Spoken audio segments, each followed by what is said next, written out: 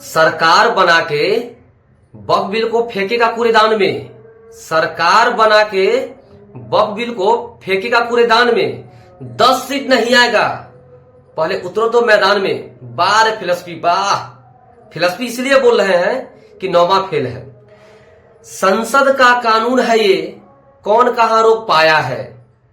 संसद का कानून है ये, कौन कहां रोक पाया है। तेरे जैसे कबूतर से वक्फ बिल रोकाएगा।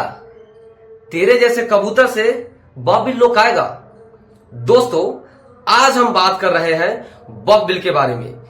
संसद के द्वारा यह पारित किया जा चुका है और यह बिहार में बहुत बड़ा मुद्दा बन गया है, क्योंकि बिहार के भावी मुख्यमंत्री फिलॉसफी यादव, फिलॉसफी इसलिए बोल रहे हैं कि 9वीं फेल है, उन्होंने एक स्टेटमेंट दिया है, एक भाषण दिया था कि अगर मैं सरकार में आऊंगा तो इस वक्फ बोर्ड का जो बिल आया है, संशोधन बिल, उसको मैं फाक के कूड़ेदान में फेंक दूंगा। आज हम जानते हैं कि इसका क्या मायने निकलता है। सबसे पहले देखते हैं वक्फ क्या होता है। खुदा के नाम पे दिया हुआ उपहार या जमीन जिससे लोगों का भला हो, उसको वक्फ बोलते हैं। अब सपोज दैट मैंने वक्फ में कुछ जमीन दे दिया, कुछ सामान दे दिया, तो किसको देंगे, सवाल ये उठता है। तो इसी के मैनेजमेंट के लिए एक बोर्ड बनाया गया है जिसको वक्फ बोर्ड बोला जाता है। केंद्र में एक वक्फ बोर्ड है पूरे भारत को संचालित करने के लिए, जिसको केंद्रीय वक्फ बोर्ड बोलते हैं, और इसका हर स्टेट में एक ब्रांचेज है जिसको राज्य सरकार का वक्फ बोर्ड बोलते हैं। दोस्तों, अब हम देखते हैं बोर्ड का काम क्या है।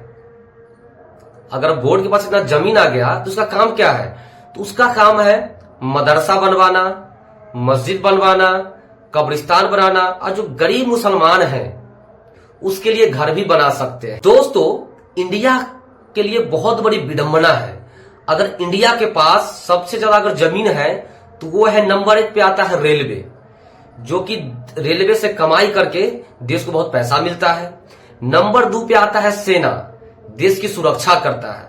और नंबर 3 पे आता है वक्फ बोर्ड, यानी पूरे भारत का तीसरा सबसे बड़ा लैंड होल्डर है, तो वो है वक्फ बोर्ड। रेलवे तो पैसा कमा के सरकार को देती है, सेना सुरक्षा करता है।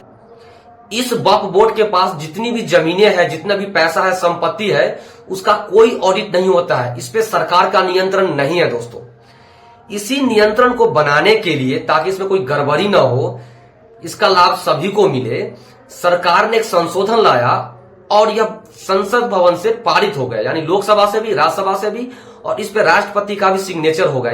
यह यानी कानून बना दिया गया है। 3 बड़े बड़े बदलाव क्या हुए हैं, हम आपको थोड़ा सा हिंट देते हैं। सबसे पहले वक्फ बोर्ड का जो स्ट्रक्चर है उसमें कुछ बदलाव किया गया है। जैसे पहले इसमें कोई भी महिला मेंबर नहीं रह सकती थी, अब इसमें ऐसा बोला गया है कि इसमें 2 महिला मेंबर भी रहेगी। इसमें पहले कोई गैर मुस्लिम नहीं रह सकते थे मेंबर के तौर पे, अब इसमें ऐसा बोला गया है कि सुप्रीम कोर्ट के रिटायर्ड जज भी इसमें मेंबर हो सकते हैं। और इसके जो पहले 3 मेंबर मुस्लिम सांसद हुआ करते थे, अब बोला है कि इसमें हिंदू हो, ईसाई हो, पारसी हो, धर्म हो, कोई भी धर्म के लोग हो, इसमें 3 सांसद रह सकता है, जिसमें 2 लोकसभा का, 1 राज्यसभा का। नंबर 2, प्रॉपर्टी पे कंट्रोल। सरकार का इस प्रॉपर्टी पे पहले कोई कंट्रोल नहीं है। अगर वक्फ बोर्ड का मन करे कि हाँ भाई इसका हिसाब सरकार को देना है, 10 रुपए का, तो देगा। अगर मन नहीं करता है तो नहीं देगा। सरकार इस पे कार्रवाई नहीं कर सकती थी। अब ऐसा बोला गया है कि वक्फ बोर्ड के पास जितना भी जमीन है वो जिला कलेक्टर के पास रजिस्टर होगा। साल में कितना पैसा कमाया, कहां पे मस्जिद बना, कहां पे कब्रिस्तान बना, कहां पे मदरसा बना, सबका ब्यौरा सरकार को देना पड़ेगा, ताकि सरकार भी टैक्स वसूल सके। ये गरीब मुसलमानों के लिए जमीन घर बनाया कि नहीं बनाया, उसके लिए जमीन आवंटन किया कि नहीं किया, क्योंकि इस पे वक्फ बोर्ड पे जो भी जमीन है उस पे बड़े बड़े मुस्लिम नेताओं का, बड़े बड़े मुस्लिम माफियाओं का राज हुआ करता था। और तीसरा सबसे जो इंपॉर्टेंट चीज है दोस्तों, वो है अगर वक्फ बोर्ड आपके घर पे क्लेम कर दे कि ये घर मेरा है, वक्फ बोर्ड का है, तो ये वक्फ बोर्ड को साबित करने का जरूरत नहीं कि उसका जमीन है। ये आपको साबित करना पड़ेगा कि जमीन आपका है। अगर मान लीजिए आपका जमीन, आपका घर 500 साल पुराना हो, 400 साल पुराना हो, 100 साल पुराना हो, आपके पास कागज होगा, कागज नहीं होगा। ऐसी कंडीशन में ये जमीन अगर वक्फ बोर्ड ने क्लेम कर दिया तो उसी का हो जाएगा।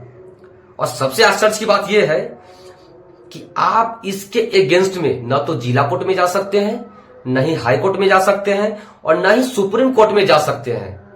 वक्फ बोर्ड का जो प्रेसिडेंट है अगर वो बोल दिया जमीन उसका है, मतलब उसका हो गया। ये कितना बड़ा, बहुत बड़ा गलत कानून था दोस्तों। इसी को संशोधित किया गया है कि अब हर चीज का हिसाब होगा। जैसे ही संसद से पारित हुआ, विपक्षी पार्टी के नेता लोग बोलने लगे कि यह संविधान के खिलाफ है। अब दोस्तों, संविधान के खिलाफ क्या होता है? संविधान तो यह बोलता है कि आप अगर किसी चीज को संसद से, यानी लोकसभा से, राज्यसभा से, दोनों सभा से अगर पारित कर देते हैं तो वो संवैधानिक हो जाता है। इस वक्फ बिल को संसद से पारित किया गया है ना, ऐसा तो नहीं कि जबरदस्ती बनाया गया है। तो ये लोग नेता प्रचार कर रहे हैं कि संविधान खतरे में है। अरे संविधान खतरे में नहीं है, तुम्हारा कुर्सी खतरे में है, तुम्हारा अस्तित्व खतरे में है। तुम लोगों को गलत मिसगाइड कर देते हो। और एक मिसगाइड आप ये देखिए, तेजस्वी यादव ने बोला कि इस वक्फ बिल को मैं बिहार में लागू नहीं होने दूंगा। दोस्तों, संविधान में ऐसा लिखा गया है, कुछ विषय राज्य सरकार का होता है, कुछ विषय केंद्र सरकार का होता है, और कुछ विषय दोनों मिलकर कानून बना सकते हैं। अगर संसद ने जो केंद्र सरकार के अंदर आता है विषय, उस पर कानून बना दिया तो राज्यसभा को मानना पड़ेगा। ऐसा नहीं है कि राज्यसभा उस चीज को मना कर देगा कि आप नहीं बना सकते हैं, आपको देश में, राज्य में लागू करना ही पड़ेगा। तो ये बताइए फिलसफी जी, या तो आप तुष्टीकरण के लिए, कुछ वोट पाने के लिए लोगों को चूतिया बना रहे हैं। जनता तो चूतिया नहीं है ना, बेवकूफ इतना तो नहीं है ना। या तो नौवीं फेल है, आपको बिल्कुल संविधान का समझ नहीं है। अरे कोई चीज कानून बन गया संसद से तो आप कैसे मना कर सकते हैं? कुछ वोट लेने के लिए बस बोल दीजिए, कूड़ेदान में फेंक देंगे। अगर आप जैसा लोग बिहार का मुख्यमंत्री बने ना, बिहार के लिए दुर्भाग्य है। आपकी माता अनपढ़ थी, अंगूठा छाप, वो मुख्यमंत्री बनी थी। यही कारण है कि बिहार आज इस कंडीशन में है।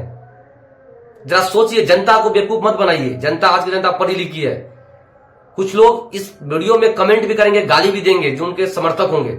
लेकिन दोस्तों, आप इस चीज को स्टडी कीजिए, संविधान में क्या लिखा हुआ है।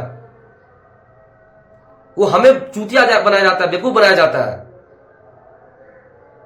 दोस्तों, मैं आपसे आशा करता हूं कि आप इस चीज को पढ़ेंगे, समझेंगे, देखेंगे।